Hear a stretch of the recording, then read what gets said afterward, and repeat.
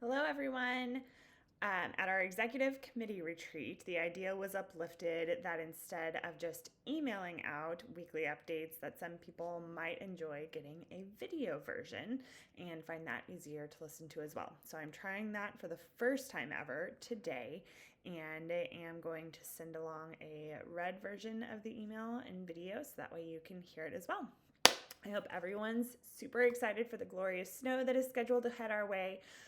I'm planning on baking homemade cookies and reading and spending time with my kiddos, so I'm excited for the snow.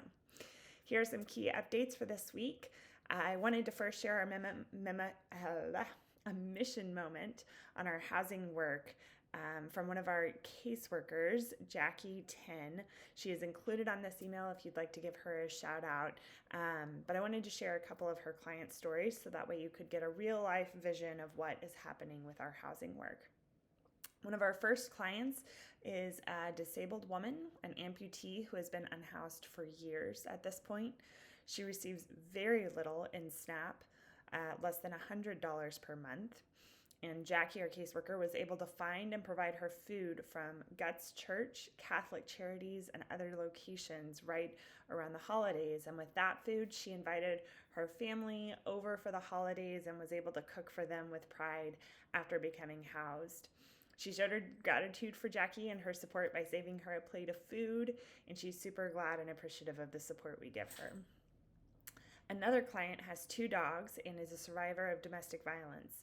We are working on helping her get sooner care to get care for her medical needs and her documents so that way she can get a job. She was evicted in 2024 in December and is so glad to have a home and begin rebuilding good memories. She also got to see her son over the holidays. She enjoys cleaning and caring for her dogs and her neighbors. Another client is a hardworking, self-sufficient woman. She has a job, a car, and a cell phone. She is a survivor of domestic violence and has 5 children she has kept custody of. She had a lot of mistrust because of the eviction and failed housing inspections from THA. She is the most grateful we were all able to get her into a very beautiful apartment where her whole family lives, and she's very happy. Jackie, our caseworker, was there with her during the move.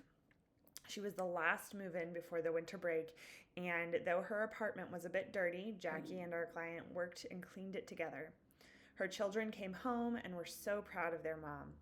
They walked around their new home saying how cool and wonderful it was. Sorry, my dogs. Jackie saw the older daughter and our client hug with tears in their eyes because they got a home and got to be home for Christmas. Next, I wanted to celebrate a few things with our board. So in 2025, we set a board giving goal of $12,500, and I am super excited to announce we met and exceeded this. As board members, you invested $18,000 last year in our mission and helped secure an additional $61,000 in corporate and foundation donations. Incredible. Thank you so much for all you do to support and amplify the mission of the YWCA. I also wanted to shout out to Neil Bent and Kyra Carby, 2 of our YWCA board members, who attended the City of Tulsa's Racial Equity Dialogue led on Tuesday evening. I was able to attend as well, and we were able to have sincere dialogue about issues of inequity and how to mobilize towards change. Another special thanks to YWCA board member Jennifer Harrington for joining the Point in Time count with A Way Home for Tulsa. Jennifer and I were both in groups this morning, working from 6:45 this morning until about 11:30, helping count all of the individuals in Tulsa right now who are living on the streets or in shelters. It was an incredible opportunity to also be getting word out on the streets about how to get into the cold weather shelters and get safe today.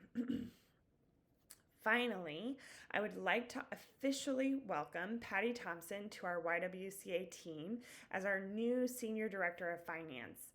Patty will officially begin as an employee on February 2nd, and we are incredibly excited for her to be joining our organization. That is everything for this week, and thank you all for all that you do. Bye.